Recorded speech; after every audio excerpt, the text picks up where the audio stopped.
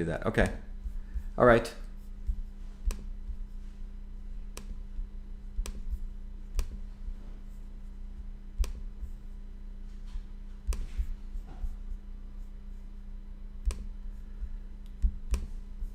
All right. All right, Jen, we're back. Do you see it, Jen? All right, everyone, we're back. Sorry about that. Let me just turn this back on. It should be part 2. Do you see it, Jen? Yes. Is it on YouTube or no? Still refreshing there. Okay. If not, we'll just start here. Okay. All right, everyone. Sorry about that. Okay. Okay, so let's ask some questions here. Hold on just a second. Yep. Where is this being live streamed? This is the first we've heard that it was going to be live streamed. Where do you put this out on? Oh, I just put it up on my Twitter and my Facebook. Okay, because I think that people who are on just kind of wanted to know where this is being sent, because I didn't realize it was going to be sent someplace else. Well, I do lives, and you know, I have to do my lives on a regular basis. We built up an audience, so it's, you know, it's a part of being transparent. I share what I do with everyone. Okay. Yeah. Katerina in Texas, you had the first question. Yes, hi, Dr. Shiva. How are you? I'm doing great. Thank you, sir. Good. I'm a primary care physician in Texas. I do direct primary care. I'm independent. Oh, wonderful. And lots of doctors on this talk with you tonight. Some of our concerns are, actually, from my standpoint, I grew up in former Yugoslavia, and I know what communism is, and some of the decisions that are happening on different state levels are starting to resemble some of those things I lived through. And for us physicians right now, the struggle that we're having is we are getting a lot of directives from our medical boards or pharmacy boards not allowing us to prescribe medication that we think can help with the crisis that we have. And I know you're running for Senate, but what are your suggestions? You know, we all are putting the message out with our patients and advocating and writing letters, but it seems like it's an uphill battle no matter what we do. So what are your suggestions? Yeah, it's a great question. Look, many years ago when I was very interested in, you know, politics and these kinds of things when I was younger, you know, and I remember among those of us who sort of were starting to figure a lot of these things out, we recognized that a friend of mine, for example, worked in his congressman's office, okay? And you know what they do in congressman's office, right? When they get your letters, they have some intern getting your letters, they check off what the letter is, and then they send you out a form letter, okay? It's just collected. So the historical way that people manipulate people who are sincerely interested, write your congressman, write your congressman, write your congressman. It's total nonsense. Nothing significant has ever come from politicians. 70% of them are lawyer lobbyists. They're in there for 2-year and 6-year terms, and the day that they get in, they're trying to get reelected.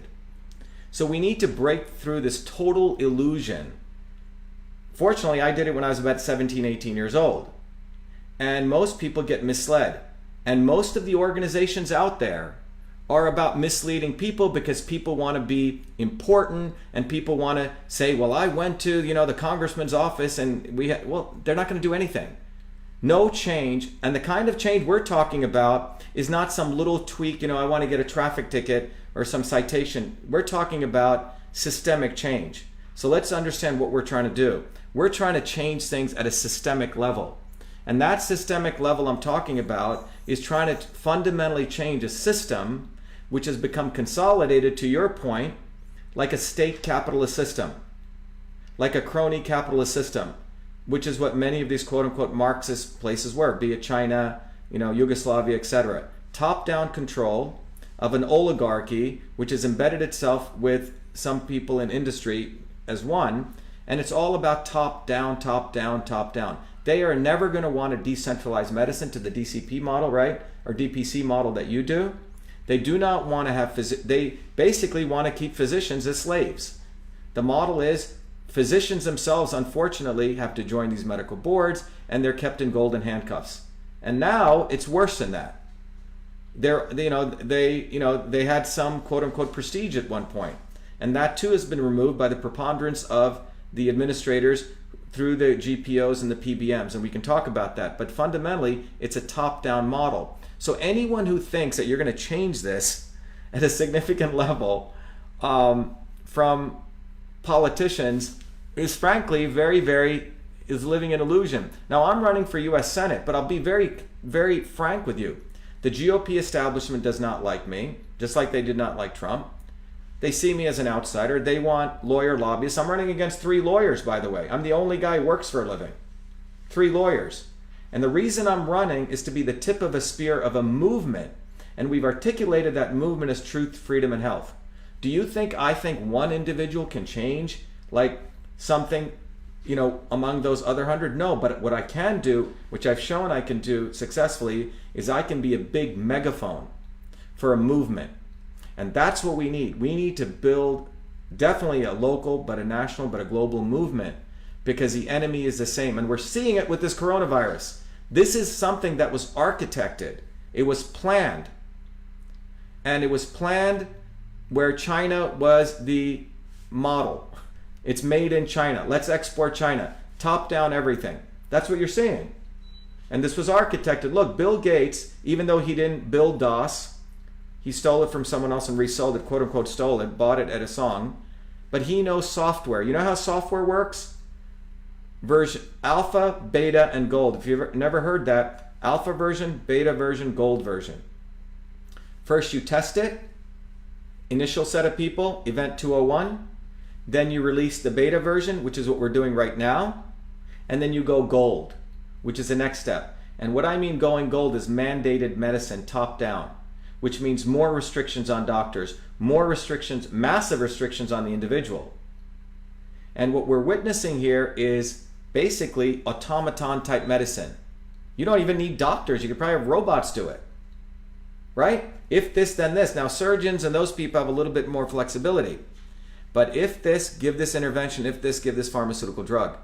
And the unfortunate sadness is there are a lot of people, like my sister went to medical school, who wanted to really help, and they're getting out of the field. They can't do the medicine they want to do. The smart entrepreneurial ones figure out how to do DPC, right? But that takes a different mind, like you have. But the bottom line is that we need to build a movement. We need to let go of this illusion of going and begging to congressmen. They're not going to do anything. A very good friend of mine is a leader in one of the biggest financial institutions in the world. He goes, Shiva, this is how it works. The politician, House of Representatives, gets in there 2 years. The day that they get in, what do they want to do? Get elected. So if you look at their schedule, go look at their schedule. 80-90% of it is with donors. And the senator who gets in, he wants to go another 6 terms, 6 years. Look at their schedule. They will never solve infrastructure issues. We need to build a movement. And anyone who says you're going to go beg to legislators and write letters to them is out of their mind. They don't know what they're talking about, or they're purposely misleading people. So we need to wake up and we need to look back at history. We need to build a movement, a massive, powerful, uncontrollable movement. That's the only way we're going to win.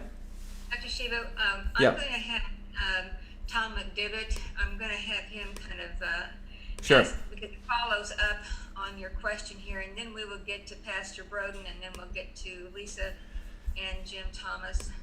Okay, so Tom McDivitt, are you still on? Yeah, I'm still here. Can you hear me? Yes, would you please ask your question? Thanks, Dr. Grace. Thanks, Dr. Shiva. That was a fascinating presentation. Thank you. Nice to hear from you. And I've been involved in politics and in media for a long time. Okay. What are, in a very short time, 20 seconds, what are the principles that would guide this movement that you seek to create? Great question. So what are the principles? I'll tell you what they are. First of all, the goal is truth, freedom, and health, and I could articulate that. There's 6 principles. Number 1, inclusivity of those people who believe in truth, freedom, and health. Number 2, it needs to be totally transparent. Everything I do, I publish direct, open debate, open discourse, transparent. Number 3, it needs to be based on a systems approach, not a reductionist approach, even how you look at building the movement. You need to take a systems approach, how you look at the ankle bones connected to the foot bone. I can talk more about that. 4, it needs to be decentralized. Decentralized. 5th, it needs to be personalized, which means it needs to recognize different people are different. How you localize a movement in Massachusetts may be different than how you do it elsewhere. And 6, it must be based on no censorship, absolute freedom. Now contrast that to power, profit, and control, which are the goals of what people in the establishment want. I get that. I'm asking you to talk to me as a voter. Talk to me in simple, common terms that tens of thousands of people can resonate with. Well, tens of thousands of people, Tom, are resonating with truth, freedom, and health. Okay, that's good. Period. And what that means is without freedom, you can't practice science and get to truth. And without truth, you're going to always have a fake problem and a fake solution, and we degenerate our health. And without health, we won't have the strength, be it our bodies or our infrastructure, to fight for freedom. So that's why we need freedom, open discourse, open debate, the defense of the First Amendment, so we can practice a scientific method, not scientific consensus. And then we can get to truth. And then we can have so that's what it is. I'm sure others have questions. Sure. Thank you. Doctor. Yeah. Pastor Broden. Thank you, Dr. Shiva. It's good to have you on. I think you have, Good to see you again. Right. I think you summarized the issue that we're facing for far too many of us, perhaps even here on this conversation tonight, are part of the establishment. That establishment that is seeking to communicate with our elected officials. That's our constitutional method, and that's our constitutional right. But it's not working. You have said that we need to start a movement. Starting a movement, I think, has been done before. Tea Party movement, the conservative patriot movement has happened in America, and it has fizzled out. Once you start the movement, how do you manage the movement? And what are its goals if, in fact, negotiating with our congressmen and our elected officials has not produced the results that we wanted in the past, because many of them are on the dole or in the hip pockets of the lobbyists. So what are we doing with this movement? Great question. So first, a movement must have, the recognition of what is the end goal, right? As you do in anything. What is the end goal? So I've attempted to articulate that in multiple ways, and I have a thesis of that, which I lay out in System and Revolution. If you want, it's a manifesto. And it's summarized, if you want, on our website on a 2-page document, the simple version of it, if people want to go read it. There's a simple 2-page manifesto. And that movement is based on the recognition that we need to build an infrastructure for freedom, and that freedom can only come with, I'm going to make it very tangible so it's not something esoteric. We need to have digital rights. And so you have 3 parts of that movement. If you want to think about it as a triangle, freedom engenders truth, truth engenders health, health gives us strength to fight for freedom, etc. So if you believe in that rubric, that's the rubric I'm putting forward. For freedom, we live in a digital world right now. 5 major organizations control the world right now in terms of communications: Google and Facebook, AT&T, Verizon, and Vodafone. There could be others, but those are the 5 guys. We need to restore digital rights. And the way we get back to digital rights, in a very, very simple and profound way, is to ensure, this is going to sound really weird initially, is the United States Postal Service must do their job. The Postal Service was created to ensure communication between us. That's why Franklin and the founders created it. It was created because the British Crown was not allowing us to communicate. And it suppressed the press. The press, according to the founders, was all of us. And that press was not being allowed. So the founders, at that time, they didn't have cell phones. They didn't have all YouTube, etc. The notion was, I could send you a letter and no one would interfere with it. In fact, the Postal Service had what was known as a police force. So 20-year sentence in prison. In 1997, Pastor Broden, I went and I spoke. That's when email volume overtook postal mail volume. And I went and spoke to the senior executives of the Postal Service. I said, you know what? You guys aren't doing your job. You should be offering a platform for email and digital services that could be an alternative to the quote-unquote free email. Because when we signed up for those free services, we gave up our rights. And that was a year that email volume overtook postal mail volume. So if you signed up for your free Hotmail account, for your free Gmail account, etc., we gave up our freedom. So one of the things we need to do is a postal service should be providing this. So they didn't listen to me in 1997. In 2011, the Postal Service was going out of business. I did a scathing editorial interview. The Inspector General called me up in 2007, Dave Williams, and he said, Shiva, why are you attacking me? I said, because you're not doing your job. They commissioned me, Pastor Broden, to write 2 research papers, which showed that the Postal Service could generate billions of dollars, and for about 50 to 75 bucks, we as citizens would pay money so we could have the equivalent of Facebook, all those things, brought to you by the Postal Service, which is actually it's a public commons. And that would provide all of us to communicate without being shut down. Because up until 1967, if you look at postal mail, 70% of it was vibrant political discussion and discourse. People weren't taking down people's Facebook posts because they said vitamin D is an antimicrobial, which is what Twitter and Facebook do. So number one, we need to have digital rights. That's one of the goals of this movement, and that's how you get to freedom. When we talk about truth, we need to, frankly, is destroy the current academic establishment. It is made up of the academic elite.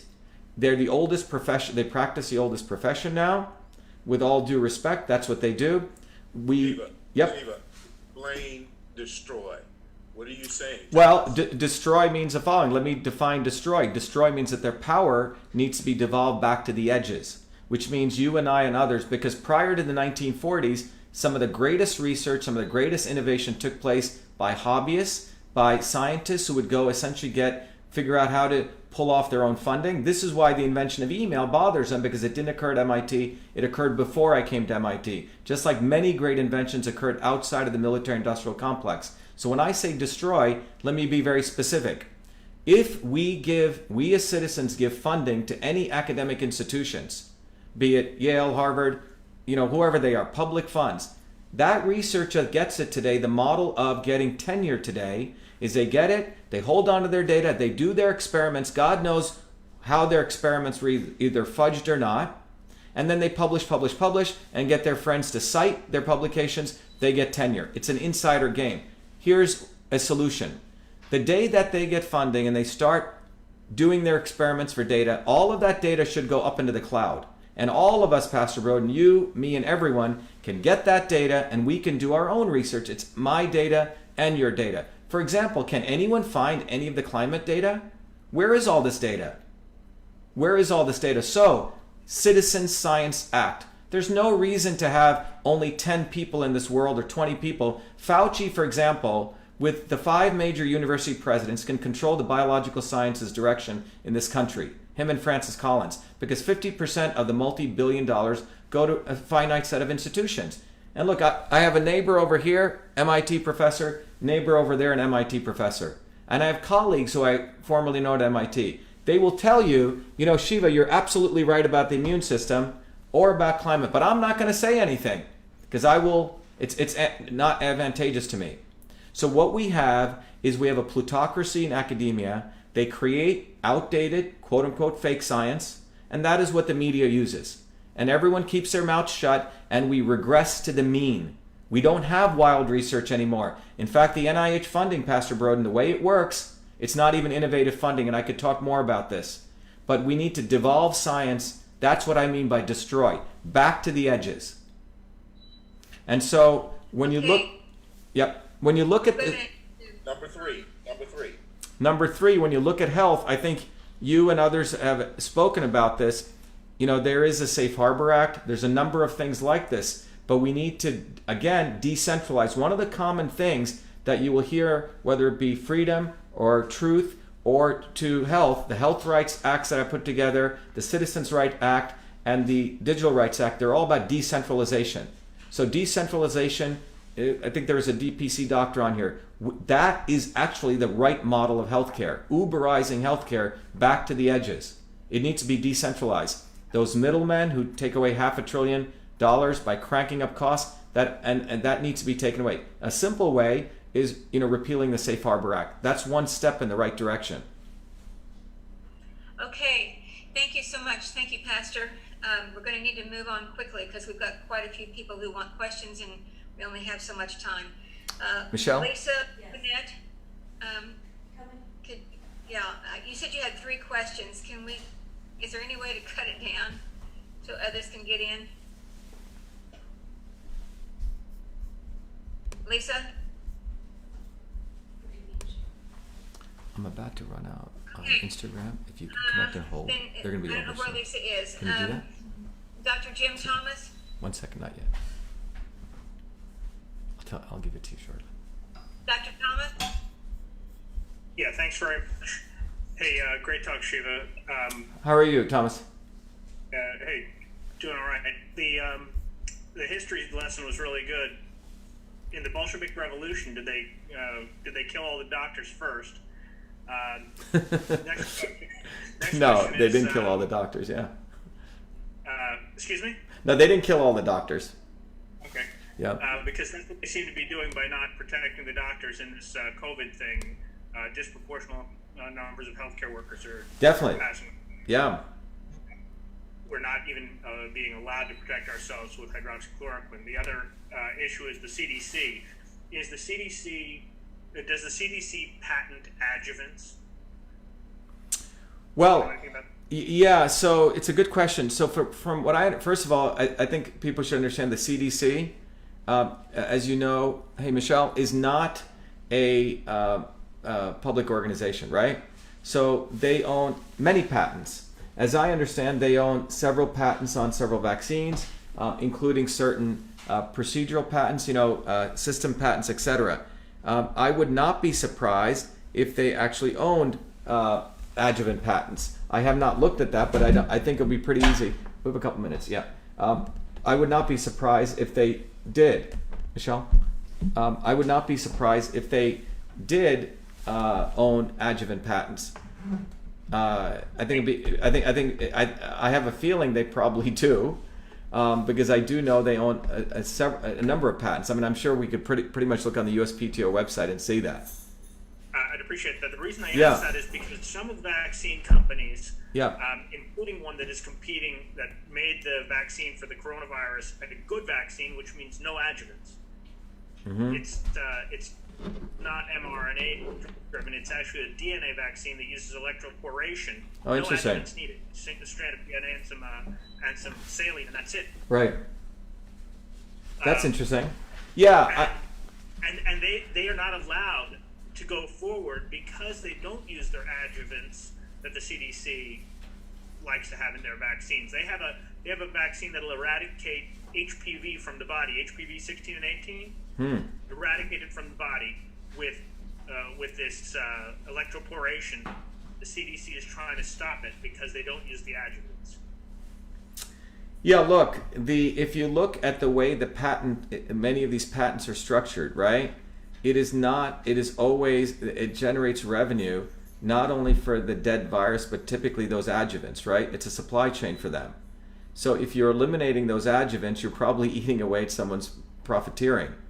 The other thing that's, from the vaccine model, this is going to be interesting if you go back to the origination of variolation, these techniques, where if you look at traditional systems of medicine, people gave, in fact, George Washington uses it. Was a technique brought to the United States by an African slave, and it was a methodology where you scraped the skin. You made it, essentially scraped it to the point where it's an incision, and you gave the whole smallpox virus, or the cowpox virus, and that is a methodology Washington used to protect his troops. So there's something to be said here, which is important, that cultures have known for centuries that when you expose a body to the pathogen, that you build immunity, right? And it was a business decision also because you could do it in mass rather than different people getting it at different times. So anything that you're going back to the original notion of exposing people to the pathogen in its full state, letting it particularly interact originally with the innate immune system and then the adaptive, that's a fundamental thing. It's not only the adjuvants, but you're short-circuiting the innate system. Okay. Yeah. Thank you. Lisa Panette, are you on now?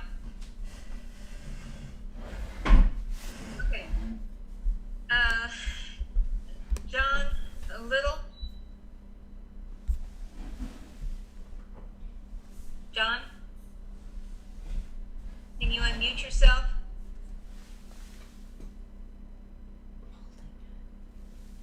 Okay, can you hear me now? Can you hear me? Yes, we can now. Hi, John. Okay, I'm a low tech kind of guy. Well, yeah, this has been very, very informative, and thank you all. I'm a family physician, and I have been telling people publicly, and even on some radio programs, that the vaccine, when it comes out, and I really kind of think I know what you're going to say here, Dr. Shiva, but obviously should not be a universal vaccine.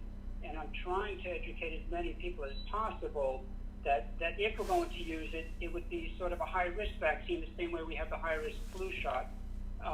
What are your thoughts about the vaccine once it comes out, the appropriate utilization? Obviously, I would say not children and healthy young people, but Dr. Shiva, I'd appreciate your help in this regard.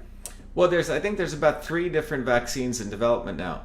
One is an RNA type, what did it say, nucleic acid vaccine Moderna is working on. In fact, the company is actually owned by one of my former MIT undergraduate advisors, Bob Langer. Bob is basically sort of the godfather, sort of the mafia of biotech in Cambridge right now. Anything he puts his name on, big VCs and big hedge fund guys or private guys support. So if you look at Moderna, even literally when Corona was announced, they had a deal with the CDC.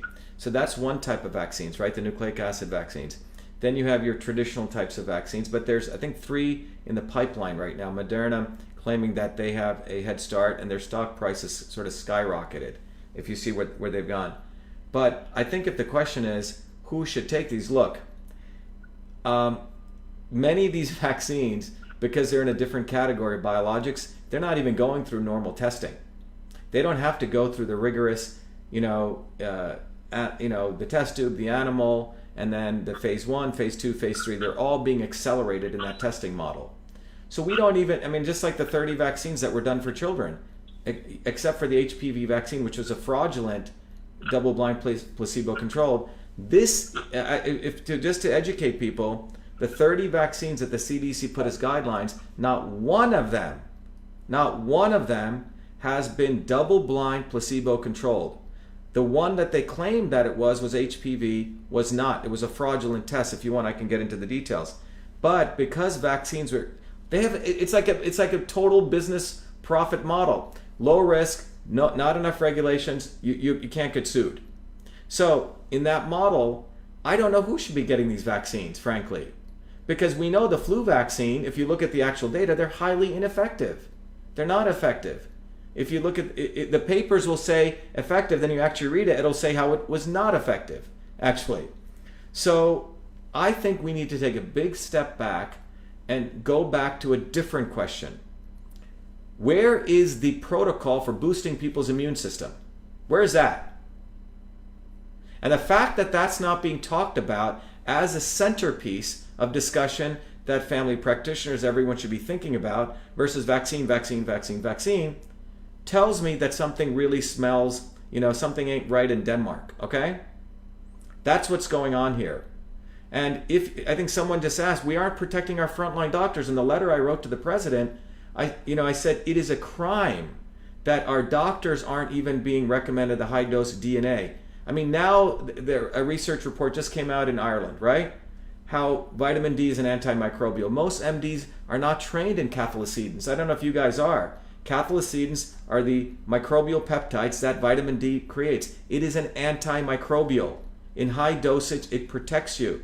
Vitamin A protects you. And particularly for these people going on ventilators, why aren't they being given vitamin C, the high dose?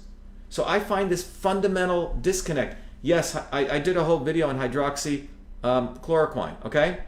It is valuable. It stops glycosylation. It stops viral replication. You have to include the zinc in it. But you know what? Vitamin D and A do the same thing. So why aren't we promoting that? Is it not sexy? Do we need to have hydroxychloroquine, a long 10-syllabic name, and then people say, oh, that's cool. But why isn't vitamin D and vitamin A not even discussed as a protocol to protect our medical professionals on the ground? It is a very powerful prophylactic. So my thing is we should start building a movement here. When I was telling Pastor Broden here, for immune health. That's health. How do you boost the immune system? Because you know why? That forward movement leads to many other fundamental issues. Why is there such a large growing amount of suppressed people in this country? Where is that coming from? And that will lead to dirty air, dirty water, dirty food. That will lead to infrastructure issues, which the politicians are destroying this country on. We have D++ was the American Society of Civil Engineers rating of the United States infrastructure. Massachusetts got an F minus minus. Now think about it. It's hard to get an F. It's hard to get a D. You got an F. You got an F minus and an F minus minus in the place that MIT is. So we have dirty air, dirty water. I mean, the water systems here are about 100 years old. So what are we talking about? Public health. This whole thing is a charade. And I'm saying we should move this discourse away from their discussion about vaccines and move it over here. Let's talk about infrastructure. Let's talk about clean air, clean water, clean food. And by the way, the Paris Accords had nothing to do with that. It encourages China to pollute another 11 billion metric tons of carbon. And the people in China themselves were protesting and being locked up, risking their lives. We need to move this discussion back to something really fundamental, which is immune health and clean air, clean water, clean food. That's where this whole movement should be. And we should say, screw off to this vaccine discourse. This whole thing is nonsense. I mean, everyone knows this. You know how many kids are sick. 54% of kids have autoimmune disorders. How many kids have mental disorder issues? Obesity. That's what we should be. Let's shut down the entire country for a year and let's solve that. Because that will give a big return on investment. But we're not doing that. Okay, thank you so much. Real quickly here, Janice, do you want to ask your question? You had a question about hydroxychloroquine. Sure. I agree with you on we need to build our immune system. That's critical if we want to be a healthy nation. I noticed that Japan put out some guidelines on things to do to boost your immune system, like taking butyric acid and a few other things like that. But if we want to really put pressure, like on the FDA, just going back to the hydroxychloroquine, how can we change that discussion? What's the best way to do that? We want to be able to use the hydroxychloroquine early on in the stage of the disease rather than at the later stages when it's not effective. Yeah, look, I think exactly, you're right. The hydroxychloroquine has side effects, and I've talked about it, different than vitamin D and A. It has side, but it's better than not using it. I think what's going on is, look, the FDA is too embedded in this process, right? They are highly intertwined with the CDC. Their model is to support the vaccine model. And this is what people need to recognize, that the amount of money that's in vaccines, part of recognizing this is for people to have an awakening to realize that the big pharma model is actually failing. Sanofi, who produces, what is it? I forgot how to pronounce it. Starts with a P. The generic, the brand version, right, of hydroxychloroquine. They've been losing money like crazy. Their diabetes drug has failed. Their cardiology drug has failed. Hydroxychloroquine could be their savior in many ways. So I'm not saying we should not use it, but what I want to understand is that the model of big pharma is failing. They're failing miserably. Their trillion-dollar industry is burning down before their very eyes. The FDA is not even giving allowances for some of their drugs because of the toxicities. Their only way out is vaccines. So when it comes to something like hydroxychloroquine, chloroquine, I think the model is, I think medical professionals, again, need to build a bottoms-up movement. There needs to be a lobby of doctors to protect doctors and healthcare professionals. I don't think that exists because medical doctors are always thought that they were better than everyone. Oh, we don't need a union, right? Oh, that's for the nurses, but we don't need one. So I think it goes back to organization. People need to recognize that just because you have an MD degree and you graduated from medical school and you're not a nurse or a healthcare professional, you are basically a tool of the medical establishment. And what's showing up here that doctors actually have no power. And what should have happened is doctors should have been able to call their union, or if they had a real union, and say, screw this, we're going to get that, or we will shut down. And that fundamental organizational militant power in a way that people will demand what they want does not exist. It's run top down by the hospital administrators and FDA. We need to go back to bottoms up organization. We need to build these strong, truly professional and workers unions. And I'm not talking about communist, which is what people try to brand that. I'm talking about the history of the American working class, which goes back to the 1800s. You know, May Day's coming up. May Day started here. It didn't start in Russia.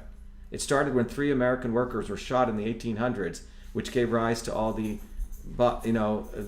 drop in infectious diseases. So I'm saying medical doctors need to let go of their egos and their golden handcuffs, and they need to see themselves as workers, and they need to start organizing so this doesn't happen again. Their rights have been totally ripped away from them. I would argue that medical doctors have very little rights, particularly because of the medical boards.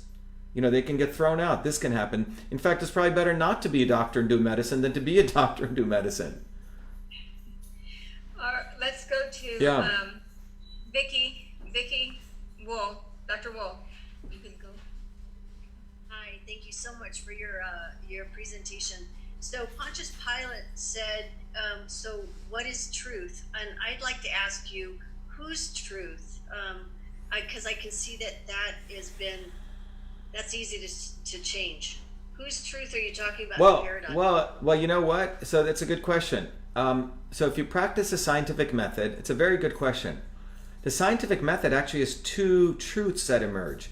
One is called a law, and a lot of people forget this, and the other is called a theory. Not just a theory, but the uppercase theory. Let me explain.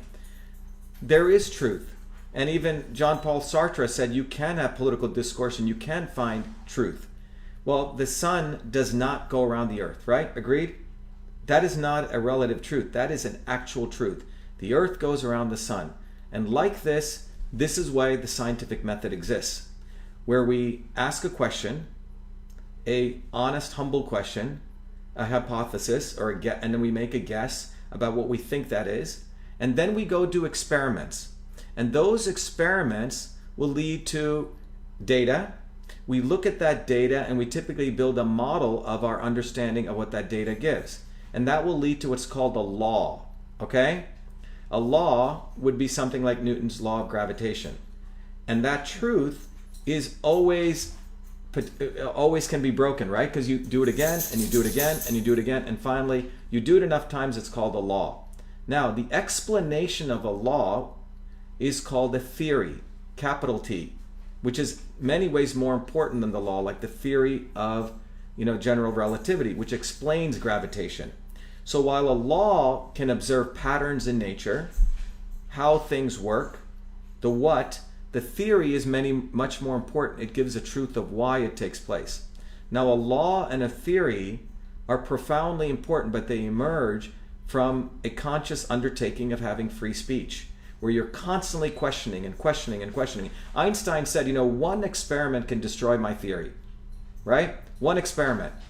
And that's what he was waiting for, because he said, all I need is one experiment to show I'm wrong.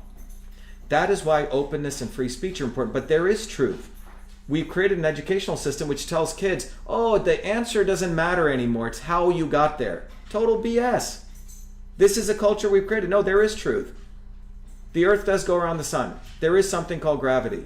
There is truth. The immune system is not being attacked by a virus. It's our system which attacks our own body. And so when we create this nebulous nature, no, there is truth. It's not relative. There is absolute truth. And you can get to that, but it takes the adherence to the scientific method. And we've gotten to a world where they don't want to do that. They want to make it scientific consensus. I can tell you, that's not truth. Scientific consensus is not truth when you make everything relative to something. There is truth.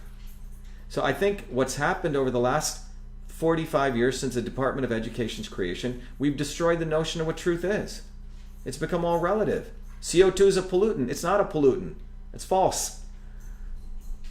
We have, if you look at the IPCC report by way of example, have you opened up and seen it?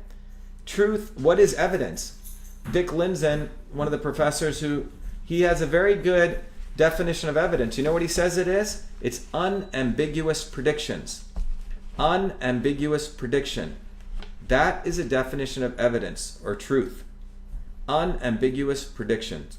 That means you have a model, F equals MA, and it always predicts the same answer. Not like, well, one model says the ice sheet is going to melt to 0%, another model says 100%, and there's 80 flavors in between. That's not truth. But we live in a world where the academics have created a false sense of what truth is, and where there is truth. But it is difficult to get to it. There is truth. There is a not so obvious establishment. There is truth. Bobby Kennedy did not endorse Hillary Clinton, and people don't want to believe that. They turn the other way. Oh, Bobby, Bobby, Bobby. No, he supported people who support vaccine mandates. Wake up. He's not your fighter. That's the truth. So I guess in closing, what I'm saying is let's practice the scientific method, which is a very, very difficult thing to do, but it does lead to truth. Look at the works of Richard Feynman, amazing scientist. He came up with quantum electrodynamics, and he can predict to 0.0000000 to the power minus 12 exactly a particular event taking place. That is truth. Truth does exist. I would love to discuss evolution with you at some point. What's that? I would love to discuss. Well, that's a theory now. That's a theory, okay? Yes, but it's promoted as truth. Right, but it's still a theory. There's a lot of gaps in there. There's a lot of gaps. Yeah, that's a theory. Jan, I'm going to put you on hold just a second. Dr. Saba is Christina. Do you have a question?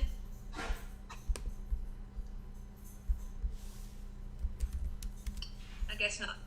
Okay. Before we do close, Jan Morrow did have. Jan, can you just ask one of your questions instead of all three? Yes, this is for Lisa Pinette, because obviously she wasn't able to get through here.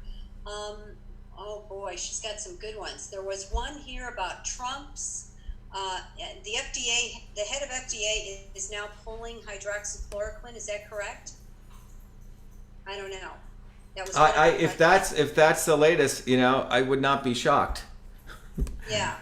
This entire thing, this entire fear-mongering, I'm telling you, it's the operating system of mandated vaccines. That's what this is all about. Okay. So if that's happening, I wouldn't doubt it. And then another question here is, who is creating the guidelines about advocates not being able to be in with COVID patients now, or anyone entering hospitals?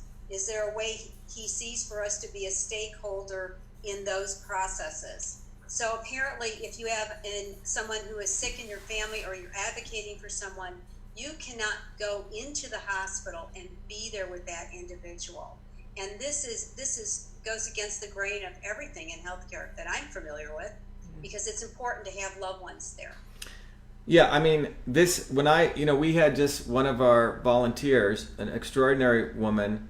Her husband, was a smoker for 30 years, always was getting sick, and he'd gone into the hospital many times before, and she was always able to go with him when he had the flu, and he would get intubated. He got branded as COVID-19, and she didn't even get to see her husband. It's amazing. And we all know that the number one reason, if we truly care about public health, the number one reason people live long is because of social interactions, is because of fellowship, is because of love. And this is documented in a 1988 landmark report, and more recently by some great research by Stephen Cole at the molecular systems level. When you socially isolate people, when you don't allow people to connect with other people, you upregulate inflammatory markers in your body, and you downregulate antiviral markers. And social isolation is worse than high blood pressure, is worse than obesity, and is worse than smoking. So what are we doing to people? We're telling their loved ones who are sick when they actually need someone, and maybe there's a recovery opportunity for that individual for having that love and that connection. That's what we're doing. So this whole thing isn't even medicine. I don't even know what's going on in this world anymore. There was a thing called bedside manners, which, we know there's a quote-unquote placebo effect. We know the power of love. We know the power of fellowship when someone is there to holding your hands and shows concern, how healing that is. And just from the biological basis we're removing that is anti-science. And then let's not talk then we have to talk about the fascism of this. This is your loved one. They have a right to be with you. And Well, yeah, we're going to have to. it's extraordinary what's going on. Hi, Dr. Shiva, could I ask you a question? Thanks for your speech. I wish you success. I have Sure. a doubt about the test for diagnosis of RT-PCR. Yeah. There is some kind of doubts about the contamination. All of us have coronavirus from also from previous vaccination. That vaccines are contaminated because cell cultures, animal cell cultures, and all of the animals have coronavirus. I have a doubt about is today at this time the PCR is specific for COVID-19, or this is because I saw a speech of Dr. Bajkovic. Yes. So And he said that perhaps do not have a specific of this test to yes. COVID-19. So let me just sort of summarize for everyone what you're asking. The question is, today we use what's called a DNA polymerase chain reaction test, PCR test, as a basis. Specific for COVID-19? Yes, for what? That's what they're using. They're using PCR. Okay. Yes, So yes. just to, how are we doing on time? Can I give a couple minutes? But you've got 4 minutes, and then this is over. Okay, I mean, so in 30 seconds, what a PCR test does is they stick a nose swab into you, and out of you they grab, basically your mucus and sputum, etc. What they look for is, so if the coronavirus is there, it has an RNA ribonucleic acid sequence. Okay, they grab that, and then they have what are called primers, something that they think matches COVID-19. It's like a pattern matching, and they match it, and they go, oh, that pattern matches here, therefore you have it. Well, the creator of the PCR test, Kary Mullis, who won the Nobel Prize in Chemistry, he warned people that this is not detecting the virus, that all you're doing is detecting a nucleic acid sequence. And he said that the PCR test is not quantitative, it's highly qualitative. Qualitative. That was Kary Mullis, who won the Nobel Prize in Medicine for creating PCR. So, the reality is that primer sequence that they're seeking is very probabilistic. It's not like definitive. So, just because it's positive doesn't mean you have the virus, first of all, period. And if you follow Koch's postulates, which say that to prove that you have this virus causes this, you have to find the virus in preponderance. Moreover, all of us probably have a little piece of this sequence. And I think the recent test said, they just did some antibody tests, I think 1/3 of the people in Boston have this, okay? So the denominator on this is probably massive. And the numerator is probably very small, okay? So this entire thing, it comes back to this saying, this was a fear-mongering hoax. Not to say there is no virus, but it has been perpetrated on the American people and the global people with other deeper interests. It's obvious. This is not something that has to do with the immune system or public health. This has to do with mandated medicine. That's what this is about. Top down. To basically constrain all the doctors on this call, to further, put you under the thumb, to further put the public under the thumb, and to further use the gun to the head. We will crash your economy if that happens again. You know what? Time to get an immunity card. You may need a card to go get your driver's license, or we'll crash the economy again. That's what this signal was. 22 million people out of work. We're going to have to wrap this up. I'm so sorry to cut you off. I really am. No worries. There are some individuals that really do not want their name out there on a live stream. If anyone else, some people have already texted me. If you are one of those individuals, and let me know so that I can turn those in to Dr. Shiva and Jen, his assistant. Well, just to be clear, the thing that I'm live streaming is me and you, whoever was on the thing. Well, someone, I guess, got on the live stream and said that whoever asks a question shows up with you on a split screen. Yeah. So, yeah. Okay. Anyway, so We need a website for Dr. Shiva. thank you very much. I should share with people that I'm running for Senate. You know, it's part of what I wanted to share with people in the next 30 seconds. I am running for U.S. Senate. This Senate campaign is a unique campaign. It's become really a campaign for truth, freedom, and health.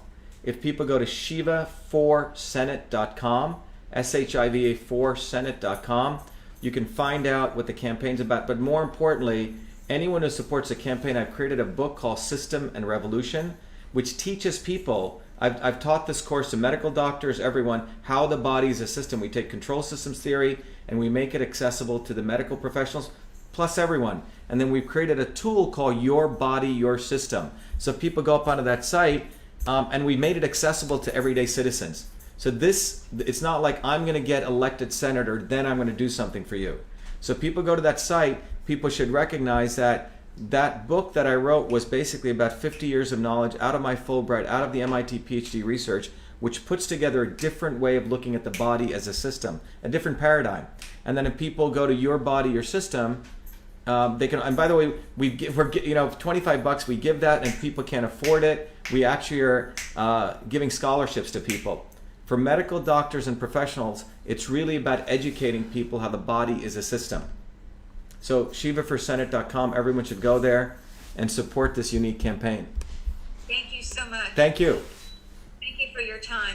Pastor Broder, would you end us in prayer, please? Yes, Father, we are grateful for information, the kind of information that would help us to frame a strategy that would create the movement that can rescue this republic from those who are seeking to undermine our Constitution and to corral us into a paradigm that is antithetical to the principles found within our Constitution. Thank you for Dr. Shiva and for the doctors who are on this line tonight. Grant to them wisdom, insight, and understanding that will enhance their perspective on how they can be involved in turning this situation around. In Jesus' name, amen. Amen. Thank you so much, everyone. Thank you. Good night. Good night. Thank you, Pastor Broden. Thank you, everyone. Have a good night. Be well. Good night. Be well. Night. So I'm going to continue here, everyone. That was a very incredible summit we just did with medical professionals. I think we had about 50, 60, maybe even 100 doctors on that call. And the reason I did this discussion is because as our educational videos have been going global, people are getting very, very interested in really wanting to understand how you build a movement, because the MDs themselves are recognizing that they are being constrained. And more importantly, what I shared here today, you're welcome. What I wanted to share here today is that we have to lose our illusions about how we want to build a movement. It's got to come bottoms up. It's got to come bottoms up, and I can't overemphasize what I wanted to share with you today on the not so obvious establishment. It's time that we let go of all these illusions that we have that someone from the top is going to come help this. It's never going to happen. Those people on the top have always been misleaders of movements. And I got to share with you that I had a call from some guy, some doctor today wanting to call me. And this guy, I said, why are you starting an alternative petition to what we're doing? He started wanting to get into competition. And then I said, how can you support Bobby Kennedy? I said, why are you doing that? The guy supports Hillary Clinton. And he had his rationalizations. The point is, there is no rationalization when you look at this diagram here, okay? Both of these individuals, as I've shared here, be it Hillary Clinton or Bill Gates, are on the same side. I can't overemphasize this. They're both on the same side. And it's time we recognize if we're going to build a movement, we cannot be supporting people who say something against Gates and are silent against the other evil twin. That's the point. And we need to wake up to that, because if we don't wake up to that, we're going to be misled. It's very easy to say, yeah, I'm against Bill Gates, I'm for medical freedom. Well, what about Hillary Clinton? Why is Bobby Kennedy endorsing Hillary Clinton? Hillary Clinton took money from Monsanto. Hillary Clinton took money from the Gates Foundation. She's connected to them very, very closely. And they're the same. Hillary Clinton, Bill Gates, Hillary Clinton. Hillary Clinton, Bill Gates, Gates, Hillary Clinton. As I shared in this talk with people earlier, this is essentially the structure of both of these people. Let me make this a little bit more clear so everyone can see it, because it's something that everyone should really understand. Because if this is understood clearly, we will have a movement that will be unstoppable. But if we don't understand this clearly, we're all going to be misled over and over and over again. As you can see here, these are the Sustainable Development Goals, and you can see this organization, Gavi, which is supported and fostered by both Bill Gates and Hillary Clinton, the Vaccine Alliance. Yes, she's connected with Bill Clinton. So the Vaccine Alliance, as you're seeing here, is promoted by both Bill Gates and by Hillary Clinton. And this is an organization which wants to make global vaccines, etc. When did he endorse her? 2000, 2008, and 2016. Okay? He has not repudiated her. And this is what's going on. Big Pharma is failing. You see this graph? Big Pharma is failing. And these are Big Pharma's goals, which they put forward through their utopia, their model of utopia, Sustainable Development Goals. And the way that they're going to achieve those goals is to make sure everyone on the planet is vaccinated. And it's clearly right here. Right here, let me put it right here for everyone to see. This is the same goals that Hillary Clinton and Bill Gates both support. Both of them. And the countries that they look forward to are countries like Denmark. Countries like Denmark is a country that has passed a law that they can come into your home and they can vaccinate you. And this is backed by the International Federation of Pharmaceutical Manufacturers Association. There you go. These are the three leaders of that organization. You can see here very clearly. They're the leaders of the top major pharmaceutical companies in the world. That's who they are, right here. And this is who Bill Gates and Hillary Clinton are supporting through their organization called Gavi. That's what's going on. There's no sort of, way to get around this. This is a reality what's taking place. So what I want to share with you is that if we want to win this movement, you cannot have your cake and eat it too. And historically, as I just shared, there's always a not so obvious establishment. And the Kennedys, I'm not talking about John Kennedy, I believe the Kennedys have become the institutionalized version of the not so obvious establishment. And that sacred cow needs to be talked about. That's right, they're all corrupt. And in this medical freedom movement, they've just been hanging out Bobby Kennedy all day long. You can't attack Gates without attacking Hillary Clinton, and Bobby Kennedy has said nothing against Hillary Clinton. Not one word. In fact, he's endorsed her. And he was in fact in Boston endorsing his nephew, who I may be running against. And whether I run against him or not, it doesn't matter. But the point is, he supports vaccine mandates. He supports vaccine mandates. So it's time for this movement to wake up. And, in Hollywood, they call some people star effers, okay? People want to just hang around stars and get so brainwashed by them. And some of the anti-quote-unquote vax and medical freedom movement is filled with people who do that. In fact, this guy, Dr. Badar, supports Robert Kennedy, who supports Hillary Clinton. I just had it out with him. People are misleading people. They say the rhetoric, but we need to go to the truth. And the truth is, you cannot be supporting Hillary Clinton, or you cannot be being quiet about her where you're attacking Gates. It's easy to attack Gates. A dummy can do that. Okay? But why aren't you calling out Hillary Clinton? All right? So it's time to wake up. And remember this. The establishment always has the not so obvious establishment. Exactly. Call out Robert Kennedy. What is his whole shtick? Give me money, and then I'm going to go, give me money, then I'm going to go sue them. He's been doing this for a long time. Come on. And you have other doctors going and taking pictures with him, hanging out with him, this guy, Dr. Buttar. And when I exposed him, he started defending Kennedy. Why? What is that? This is not a popularity contest. This is not about being popular.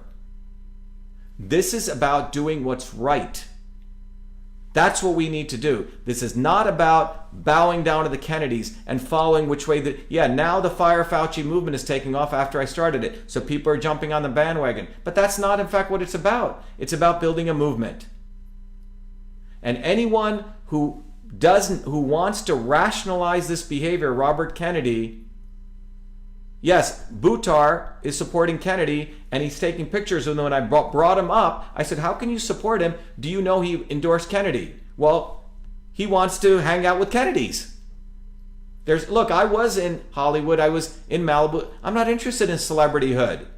There are people who are interested in being celebrities. I'm interested in moving a revolutionary movement forward, okay? And if you're interested in that, great. Support this movement for truth, freedom, and health. If you want to be popular, then go be popular. That's not going to get us anywhere. And that's why I'll leave you with this. The way you know someone's part of the not so obvious establishment, they have a hypocrisy. They have one yardstick for one people and another yardstick for other people. It's two different yardsticks. Oh, well, Bobby had to vote for Hillary. He's a Democrat. Why? They rationalize it. There's no rationalization. Oh, Bobby's a nice guy. He's fought for the movement. Really? What has he delivered? He wants to keep kissing ass to legislators. And he'll say his rhetoric, and he'll bring other people in to say the rhetoric. But they do not want to build a bottoms-up movement. They don't. Because fundamentally, the Kennedys believe they're ones. And the people who follow the Kennedys, either blindly or stupidly, want to be celebrities. They want to bow down to celebrityhood. So we need to wake up. We're not going to win a movement by having contradictions and having this hypocrisy. No way. No way. So if you guys want to go follow Bobby Kennedy and Dell and people who want to support them, this guy Buttar started doing my stuff, and he called me up today. I go, why are you supporting Bobby Kennedy? Do you know who he is? He goes, well, he doesn't support Hillary. I said, why hasn't he exposed Hillary Clinton? So this guy wants to be another star effer, okay? That's what he wants to be. And by the way, that's what people call them. People in Hollywood, these celebrities, call all of you who want to bow down to them star effers, and you can fill in what that means, okay? So it's time we want to win, and we're not going to win by believing and bowing down to the not so obvious establishment. Anyway, there you go. And people on YouTube will be coming back to you. We'll be putting this up there. Thank you very much, everyone. By the way, before I close, please go to Shiva for Senate. We've done some changes on the website, given the enormous amount of response we've gotten. By the way, have a cool thing. If you want to interview me, we've made it easier. You just go to the site called Interview Shiva. You can fill out this form. It'll come right to us instead of getting lost in our email. We have the platform here. If you go to the platform, we put together, let me share this right here. Sorry again. If people go up to the website, there's an Interview Shiva link now. There's a platform. If you go to the platform, it lists all the positions we have on the platform. In addition, if you go to videos, we have all the truth, freedom, and health videos. For those of you who want to get educated quickly, all the videos are right up here that you can get access to much faster and easier. Right here, that are there for you. And right up here. Okay. And then you can literally go and you can take action here. You can get Dr. Shiva on the ballot, and here's a petition to get rid of Fauci, right up here. Okay? Right up here. And we're up to now 81,000. We're going to hit, so we need 18,000 more. So in closing, everyone out there, support the campaign. And remember, when you support the campaign, as I've mentioned over and over again, when you donate, you get access to an awesome book. You get access to Your Body, Your System. And anyone who can't afford it, by the way, we've given people scholarships or afford whatever you can. But go to yourbodyyoursystem.com, or you can go right up to the website, support the campaign. Those people are international. You can go to Your Body, Your System right here, and you can connect right here. All right? And go up there and sign that thing. Let's get another 18,000 more and get rid of Fauci. 18,000 more signatures. And by the way, here's Your Body, Your System. You can go directly here and sign up. It teaches you what kind of system you are, how you've deviated from your system, and what kinds of foods and everything can bring you back into alignment. That's what this tool is about. Or you can go right to Shiva for Senate and connect there. Okay? There you go, everyone. So in closing, couple of action steps. go to Shiva for Senate, get yourself the system and revolution, your body, your system, so you start supporting yourself and understanding how the body is a system. Number 2, go to that petition. Let's get 18,000 more and get rid of Fauci, because I have resources who will deliver that 100,000 signatures right to the president's desk. That's what we're going to do. That's what we need to do. So everyone, have a good night. Be well and be the light. And let's start the fight. Thank you very much.